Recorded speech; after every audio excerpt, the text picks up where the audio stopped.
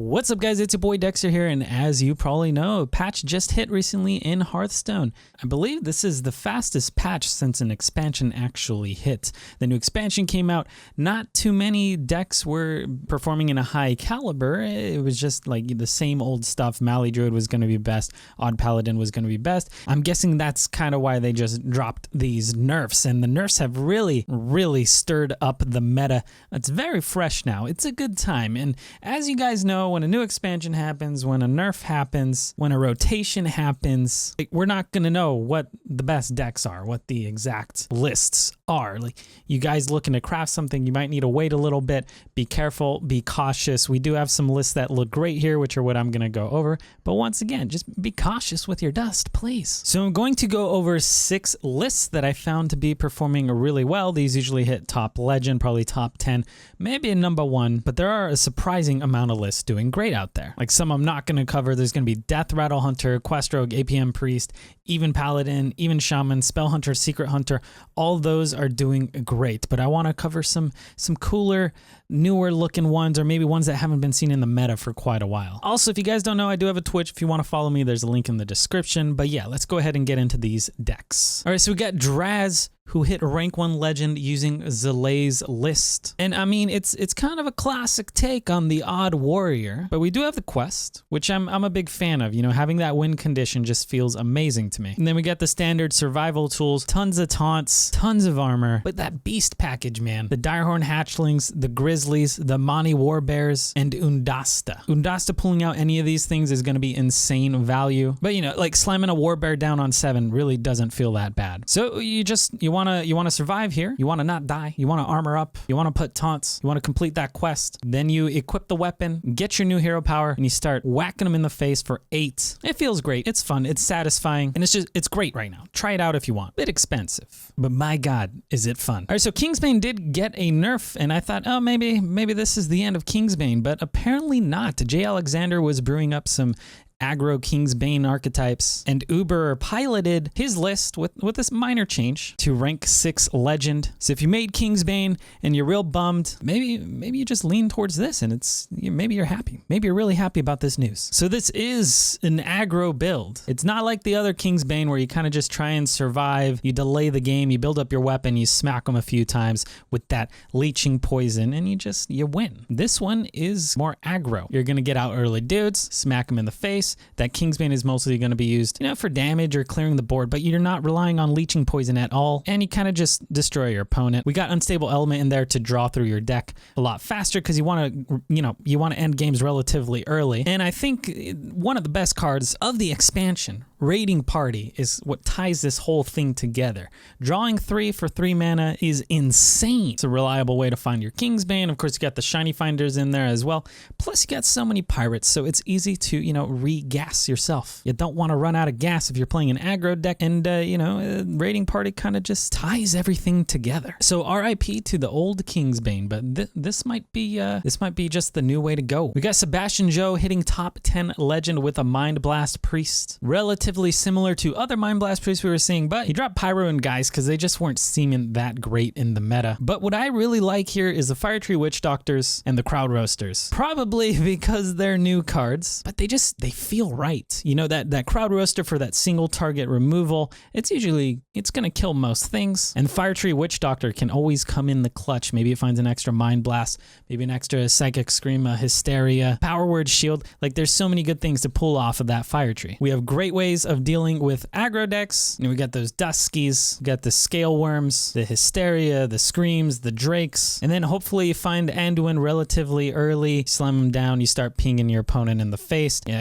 the ping Mind Blast shenanigans just never gets old. So if you're looking for some of that classic control Anduin Priest, this might scratch that itch. We got lots of people hitting relatively high legend with OTK DK Paladin. Seems to be the way to go. Not the Holy Wrath variant, but the DK OTK. There are some lists running Lynissa, and there are some that aren't, but I think the Lynissa one's a little bit more interesting. So yeah, Riku hit top 10 with this one, and it's running that beautiful Lynissa package. Tons of ways to survive here. You know, that Righteous Protector is just a great drop. We got Kangor in there for insane lifesteal. You know, Kangor combined with Flash of Light is just so good. We got Pyromancers in here to deal with boards, and of course the classic Pyromancer Equality, Pyromancer Consecration, and then we have great ways to cycle. We got Thalnos, of course the Flash of Light again, the Loot Hoarders, the Potion of Heroism, and then we also got Call to Arms to kind of just thin your deck out, get closer to completing that combo, find your Uther. And if you don't know the combo, so if you spawn the 4 different horsemen after you've played Uther of the Ebon Blade,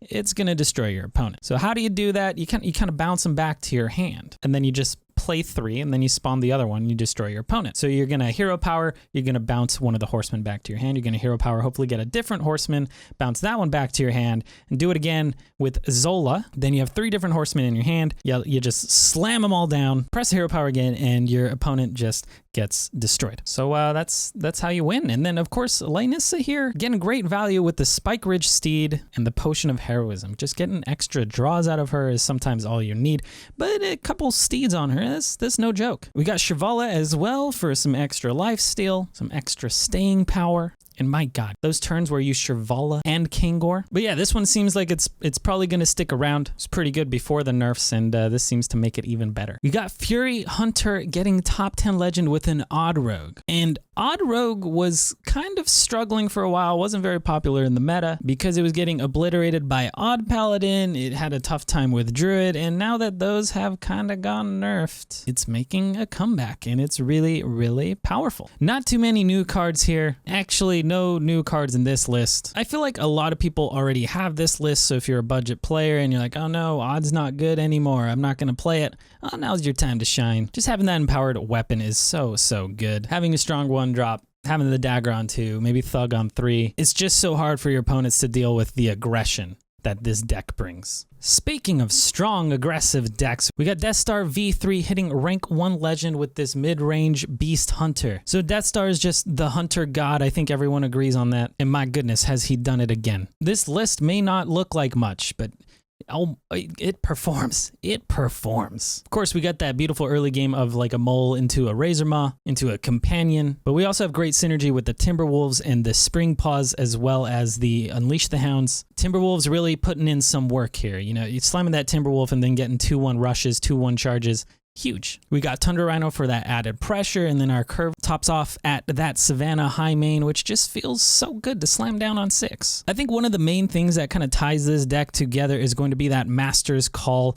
Often in the past, Hunter was just struggling. They just couldn't draw anything. And now we can gas up, boys. We can refill the hand with the Master's Call, always drawing 3 cards. Dire Frenzy gives us a lot of value as well. Maybe you're using it on a Spring Paw to get a 1-mana 4/4 rush. Maybe you're using it on a Hound from Unleash the Hounds to get a 1-mana 4/4 charge. Maybe you're using it on a Rhino, maybe a Huffer, maybe even a Mole. There's just so many good targets for Dire Frenzy. And then if you shuffle the cards in with the Dire Frenzy and then you pull them with the Master's Call afterwards, that's great value. Also, if you can't seem to close out the early game against your opponents, you can't just end it. We always have Rexar here, which is a late game powerhouse. You can always switch gears, go to the Rexar, try and grind a game out. And yeah, it's probably one of the best decks right now. I feel like even when Rexar rotates, it's going to be a strong deck. Like mid-range Hunter is usually there. It just seems like right now it's really good. So that's going to be about it, boys. That's 6 great decks right now. There are a ton of great decks. There's probably like 20, 30 great ones out there right now, but these are the 6 that stood out to me. I don't think any Druids are doing too good. Maybe Spiteful's okay.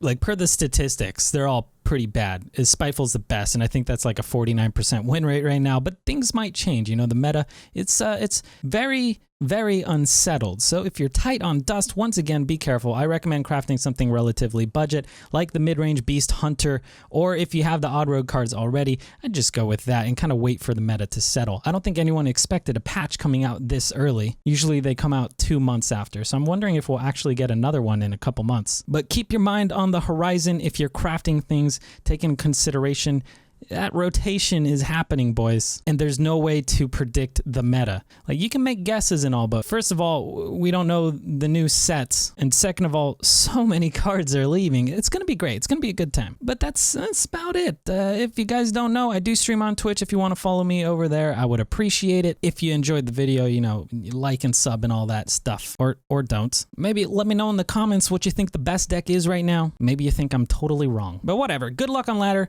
Stay hydrated. We'll see you next time.